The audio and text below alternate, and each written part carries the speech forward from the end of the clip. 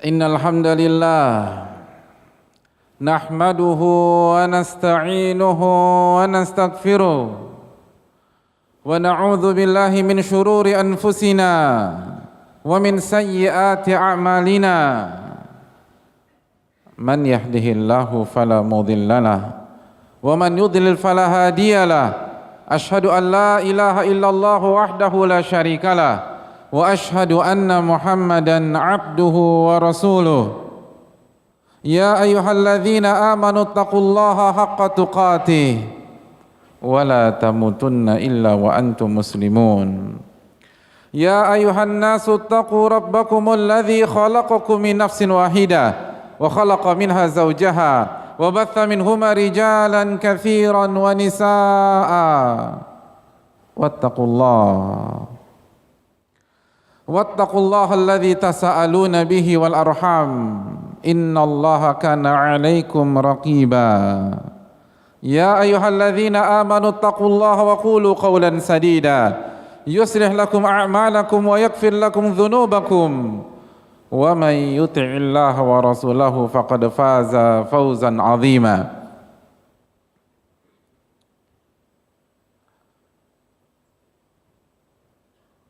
Amma ba'd. Ma'asyiral muslimin yang semoga Allah muliakan dan Allah rahmati dimanapun kita berada.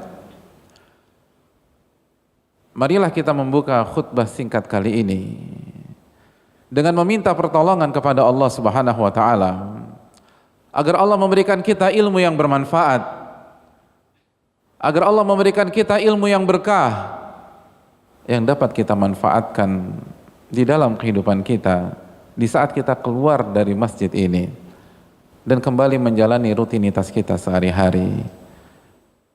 Kita meminta pertolongan kepada Allah Subhanahu wa taala agar Allah meningkatkan iman kita dan ketakwaan kita. Setelah kita mendengarkan khutbah dan mengerjakan salat Jumat pada siang hari ini, sebagaimana kita bersyukur kepada Allah Subhanahu wa taala atas segala nikmat dan karunia yang Allah berikan kepada kita, nikmat yang tidak mungkin bisa kita hitung dan tidak bisa kita kalkulasikan, karena Allah Subhanahu wa taala berfirman, wa in ta'uddu ni'matallahi la tuhsuha, dan apabila kalian ingin menghitung-hitung nikmat Allah, kalian tidak akan bisa menghitungnya. Jika kalian ingin menghitung nikmat Allah, maka kalian tidak akan mampu berhasil melakukannya. Dan ayat ini berlaku ketika kondisi normal dan ketika kondisi pandemi, ketika kita sedang sehat dan ketika kita sedang sakit. Wa in ta'uddu ni'matallahi la tuhsuha, dan apabila Anda ingin menghitung-hitung nikmat Allah, Anda tidak akan mampu bisa menghitungnya. Namun manusia zalim jamaah, manusia tidak mengerti. Allah mengatakan sifat manusia zaluman jahula. Manusia sangat zalim dan banyak tidak mengerti tentang hakikat kehidupan. Oleh karena itu, ia dengan mudahnya mengeluh padahal ia berada di tengah-tengah nikmat Allah Subhanahu wa taala. Ia dengan mudahnya mengeluh padahal Allah berfirman, "Inna ma'al usri yusra." Sesungguhnya bersama kesulitan ada berbagai macam kemudahan. Oleh karena itu bersyukurlah kepada Allah Jalla wa'ala agar Allah tambah dan Allah tambah kembali nikmat-nikmatnya. La in syakartum la azidannakum. Apabila kalian bersyukur, maka aku akan tambah nikmat tersebut. Wala in kafartum, dan apabila kalian kufur nikmat, tidak bersyukur, inna azabi lasyadid. Ketahuilah, azabku sangat pedih. Maka marilah kita bersyukur kepada Allah Subhanahu wa taala. Sesulit apapun kondisi kita pada saat ini. Ma'asyiral muslimin yang Allah muliakan, marilah kita memperkuat syahadatain kita bahwa tidak ada ilah yang berhak diibadahi kecuali Allah. Dan Nabi kita Muhammad sallallahu alaihi wasallam adalah hamba dan utusan Allah Subhanahu wa taala.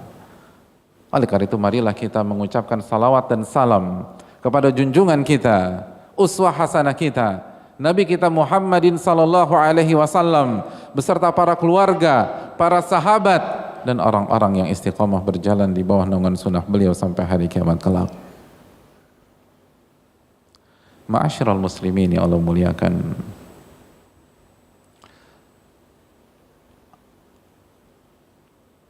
suatu hari ada seseorang mendatangi sosok yang memiliki nama besar di dunia Islam. Sosok yang bernama Abu Hazim rahimahullahu ta'ala. Dan orang ini ketika datang ke Al-Imam Abu Hazim mengeluhkan tentang kesulitan ekonomi yang sedang melanda masyarakat di negeri tersebut. Di saat itu, ketika harga-harga barang naik, ketika daya beli berkurang, hal ini disampaikan oleh si penanya kepada Al-Imam Abu Hazim rahimahullah. Lalu Al-Imam Abu Hazim bertanya kepada orang tersebut, apa yang membuat engkau bersedih? Apa masalahmu?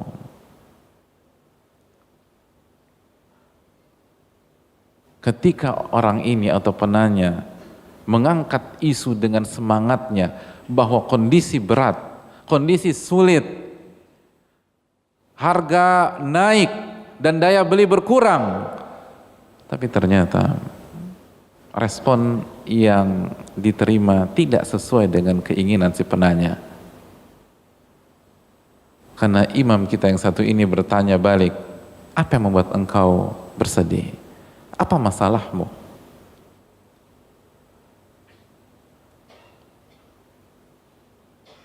Lalu di tengah-tengah kebingungan, mengapa responnya sesimpel itu? Mengapa responnya tidak dramatisir? Al-Imam Abu Hazim mengatakan, ketahuilah, bukankah yang memberikan rizki kepada kita, yang menjamin rizki kita, ketika harga-harga barang itu terjangkau dan daya beli itu besar, adalah zat yang sama yang memberikan rizki kepada kita pada saat harga itu naik dan daya beli berkurang. Bukankah yang memberikan rizki masih sama?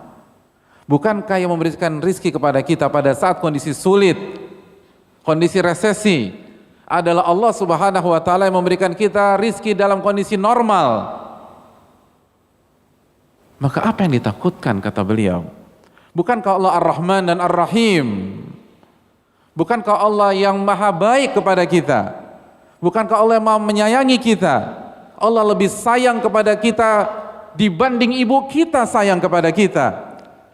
Bukankah Nabi SAW menjelaskan betapa sayangnya Allah kepada kita ketika beliau melihat pemandangan yang begitu penuh dengan nilai-nilai kasih sayang pada saat seorang ibu mencari anaknya dalam masa menyusui, lalu begitu ibu itu menemukan anaknya, anak itu langsung diambil dan digendong dan disusui di tempat. Lalu Nabi SAW bertanya kepada para sahabatnya yang sama-sama melihat fenomena seorang ibu yang mengungkapkan kasih sayangnya kepada anak dia yang sempat hilang, lalu ditemukan, lalu disusui di tempat. Lalu Nabi kita SAW bertanya kepada para sahabatnya, atarawna hadhihi tarihatan waladaha finnar. Wahai para sahabatku, menurut kalian apakah ibu ini tega melemparkan anak yang baru ia temukan itu ke dalam kobaran api? Maka para sahabat serentak menjawab, la wahya taqdiru ala alla tatrahahu. Tidak ya Rasul, selama ibu itu bisa mempertahankan anaknya dari kobaran api, maka tidak mungkin ia lemparkan anak itu ke kobaran api tersebut. Lalu Nabi kita SAW mengatakan, menyampaikan sebuah prinsip besar yang harus diyakini oleh setiap muslim dan muslimah. Lallahu arhamu bi'ibadihi min hadhihi biwaladiha. Allah lebih sayang kepada hambanya dibanding kasih sayang ibu kepada anaknya tersebut. Sebagaimana seorang ibu tidak akan memberhentikan kasih sayangnya ketika kondisi sulit, ketika kondisi resesi, ketika harga-harga naik, maka bagaimana Allah Subhanahu wa ta'ala melakukan hal tersebut kepada hamba-hambanya yang soleh, hamba-hambanya yang bertakwa. Sebagaimana seorang ibu tidak akan mencampakkan anaknya ketika kondisi susah, sebagaimana seorang ibu yang baik tetap mendampingi anaknya ketika anaknya sedang sulit, anaknya sedang sakit, dan tidak hanya dekat dengan anaknya ketika anaknya sedang sehat dan anaknya sedang kaya raya. Maka bagaimana Allah Subhanahu wa taala melakukan hal tersebut? Lallahu arhamu bi ibadihi min hadhihi biwaladiha. Allah lebih sayang kepada hambanya dibanding seorang ibu sayang kepada anaknya. Kalau ibu kita tidak akan tega menelantarkan kita pada saat kita sebagai anaknya sedang tidak punya apa-apa, sedang jatuh, lalu toko kita tutup, ibu kita menjual emasnya untuk kita, ibu kita menjual perhiasannya untuk kita, ibu kita menjual sawah dan ladangnya di kampung untuk kita, lalu mana mungkin Allah menghempaskan kita, ma'asyiral muslimin? Allah nggak mungkin menghempaskan kita. Yang ada kita kurang beriman kepada Allah Subhanahu wa taala. Yang ada kita kurang bertakwa kepada Allah Subhanahu wa taala. Yang ada kita kurang yakin kepada Allah Subhanahu wa taala. Yang ada keyakinan kita dan kepercayaan kita kepada Allah tergerus. Sebagaimana angka di dalam saldo kita tergerus, maka wajar pertolongan itu terasa jauh. Bukankah Allah berfirman, Ana inda dhanni abdi bi, aku tergantung prasangka hambaku terhadap diriku.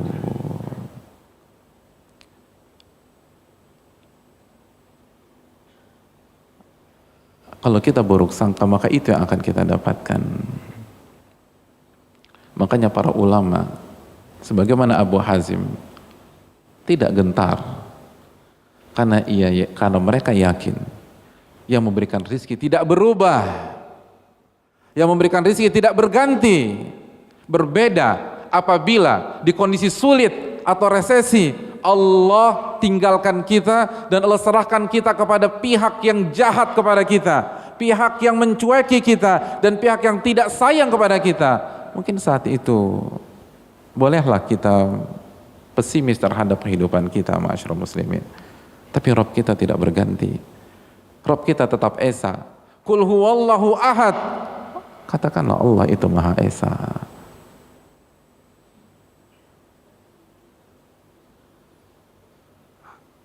Yang berubah adalah kepercayaan kita kepada Allah Jalla wa'ala.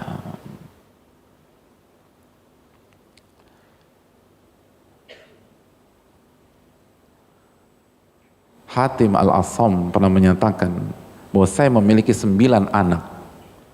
Saya memiliki 9 anak. Siapa di antara kita punya 9 anak pada hari ini? Siapa di antara kita punya 8 anak pada saat ini? Sebanyak di antara kita, atau mayoritas kita punya 1 anak, 2 anak, 3 anak, 4 anak. Hatim al-Asam punya 9 anak. Dan beliau mengatakan, dalam kondisi tersulit sekalipun, syaitan tidak berhasil memberikan was-was kepada saya tentang rizki anak-anak saya. Kenapa demikian? Karena iman. Hatim al-Asam tidak pernah sholat Jumat dengan kondisi senyaman ini, jamaah sekalian. Hatim al-Asam tidak pernah bekerja dengan kondisi senyaman gedung ini, ma'asyiral muslimin. Tapi itulah iman, itulah keyakinan, itulah ketakwaan. Pesimis hanya memperburuk kondisi, ma'asyiral muslimin. Meragukan Allah hanya membuat masalah baru di atas masalah-masalah yang sudah ada. Malas beribadah hanya membuat kondisi semakin sulit. Ini bukan tentang masalah kondisi yang kita hadapi, ini bagaimana kita merespon kondisi tersebut. Allah Subhanahu wa taala berfirman dalam surat At-Talaq ayat 2 dan 3, "Wa man yattaqillah yaj'al lahu makhraja wa yarzuqhu min haitsu la yahtasib." Barang siapa yang bertakwa kepada Allah, Allah akan berikan jalan keluar dan Allah akan berikan rezeki dari arah yang tidak ia duga-duga. Kemana ketakwaan? Dan ayat ini berlaku dalam kondisi susah maupun kondisi senang, kondisi normal maupun kondisi pandemi. Tidak ada perubahan redaksi ayat. Tidak ada satu pun ulama mengatakan kalau pandemi ayat ini tidak berlaku. Tidak ada, masyaallah muslimin. Wa man yattaqillah, barang siapa yang bertakwa kepada Allah, Allah akan kasih jalan keluar. Allah akan kasih jalan keluar. Bukankah yang menciptakan kita dan menjamin rezeki kita sama? Tidak ada perbedaan. Apabila kita memiliki teman yang sangat kaya, ia 10 besar orang terkaya di Jakarta, dan ketika pandemi tidak ada perubahan dalam bisnisnya tetap lancar, tetap jalan, tetap sukses, dan yang terpenting dia tetap baik sama kita. Dan di waktu yang sama bisnis kita goncang, jamaah sekalian. Bisnis kita terpuruk.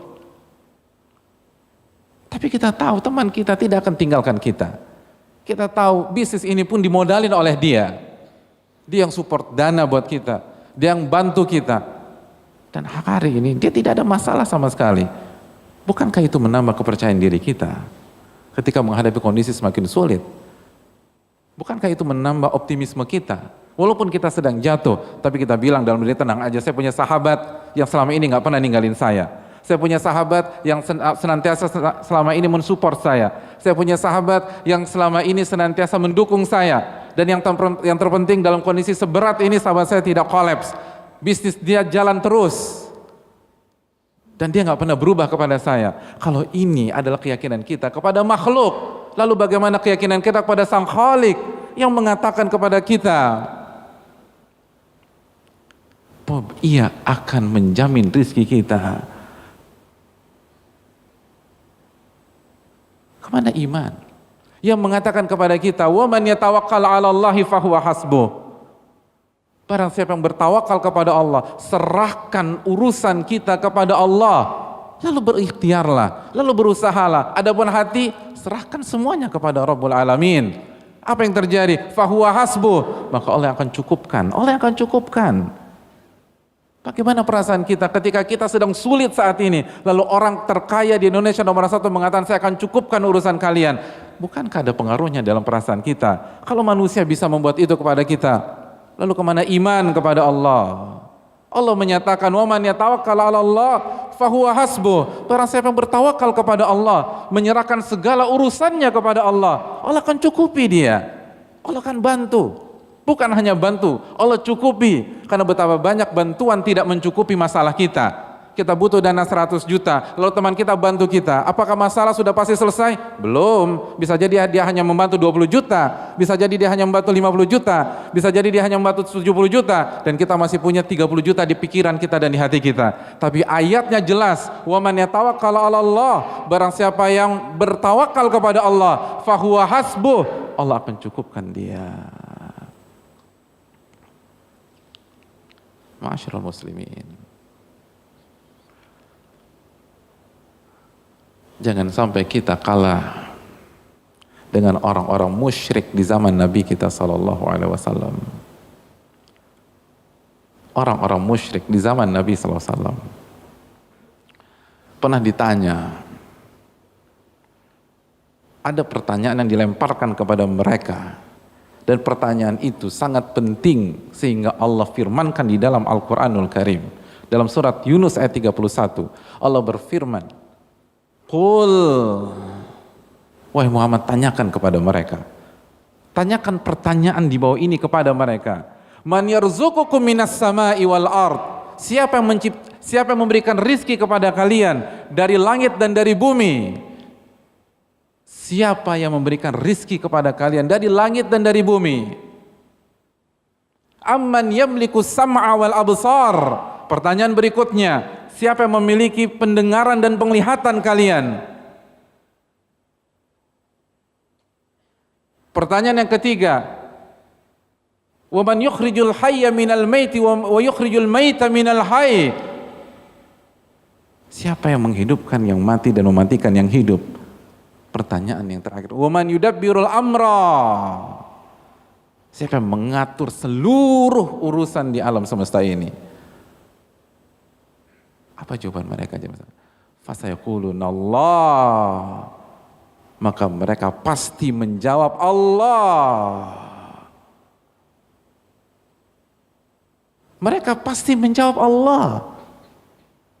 Ini ayat bukan untuk orang-orang, bukan berbicara tentang orang-orang beriman.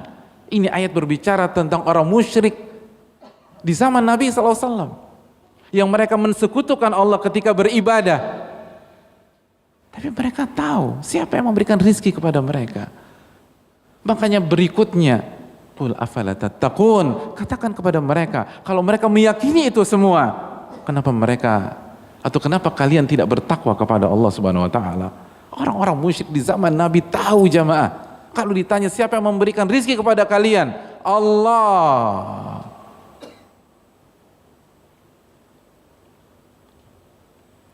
Maka jangan kalah dengan orang-orang musyrik di zaman Nabi sallallahu alaihi wasallam.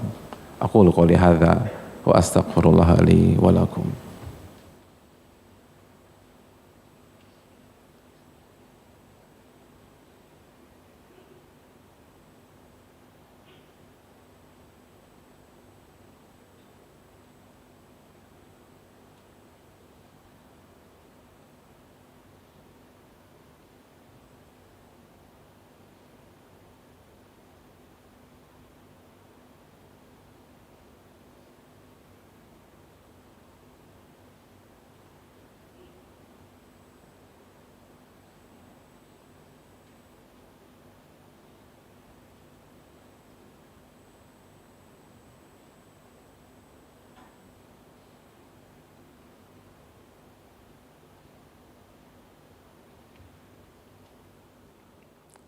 Alhamdulillah, hamdan katsiran thayyiban mubarakan fi kama yuhibbu rabbuna wa yardah.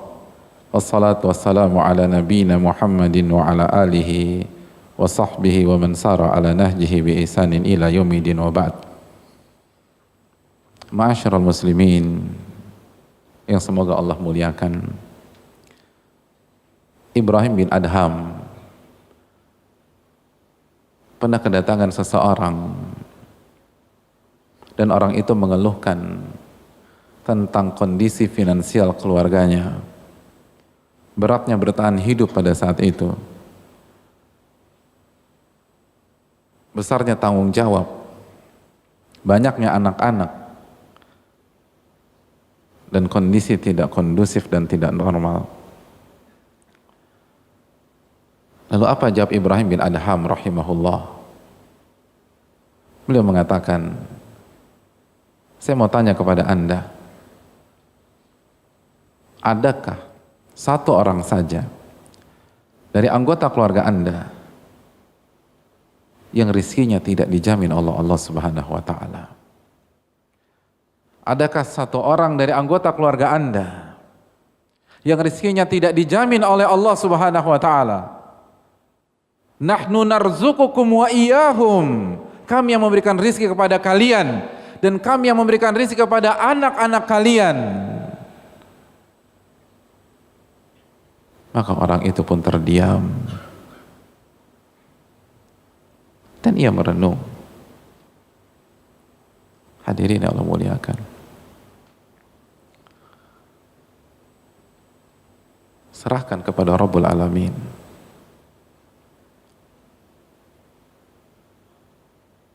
Al-Imam Abu Hazim ketika dalam kondisi susah, beliau mengatakan, apa yang perlu aku khawatirkan sedangkan penolongku, pelindungku adalah zat yang memiliki langit dan bumi dan mengatur seluruh hal yang ada. Alhamdulillahi Rabbil Alamin. Segala puja bagi Allah, Rabb alam semesta.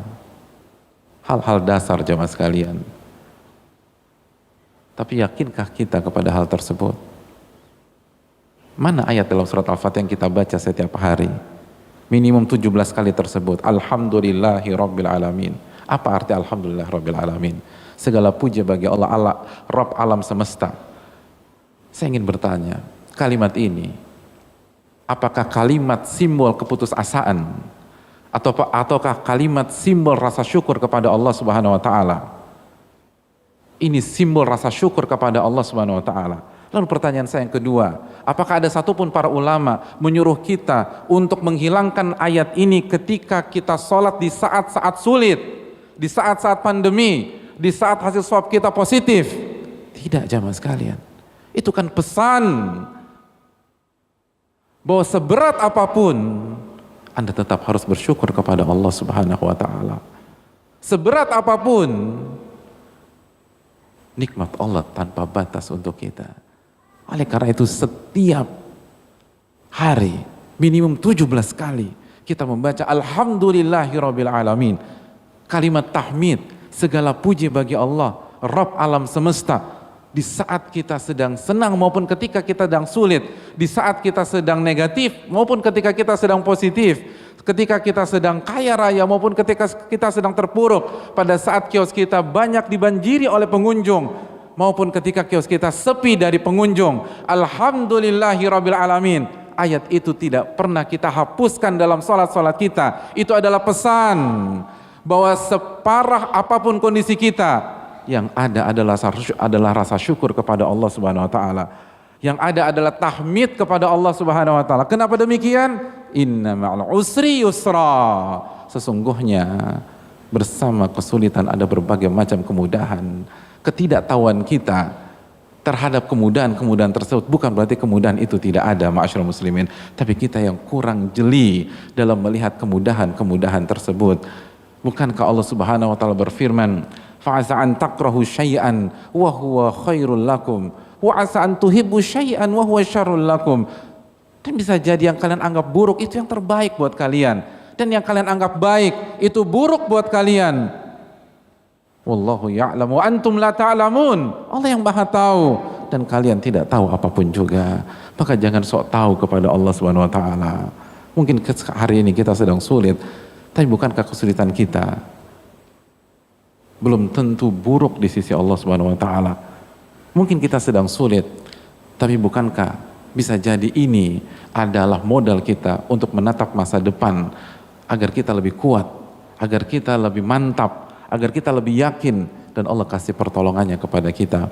Oleh karena itu ma'asyiral muslimin yang Allah muliakan, bertawakallah kepada Allah, serahkan segala urusan kepada Allah, lalu berimanlah kepada Allah Subhanahu wa taala, lalu berikhtiarlah semampu kita dan semaksimal mungkin, dan jangan gunakan cara-cara yang haram. Tetap berjalan di atas jalan Allah Subhanahu wa taala, karena pertolongan itu bersama kesabaran, jalan keluar bersama ketakwaan dan bukan bersama kemaksiatan. Semoga khutbah singkat kali ini bermanfaat khususnya bagi khatib dan bagi jamaah yang mendengarkan, dan semoga Allah menerima amal ibadah kita.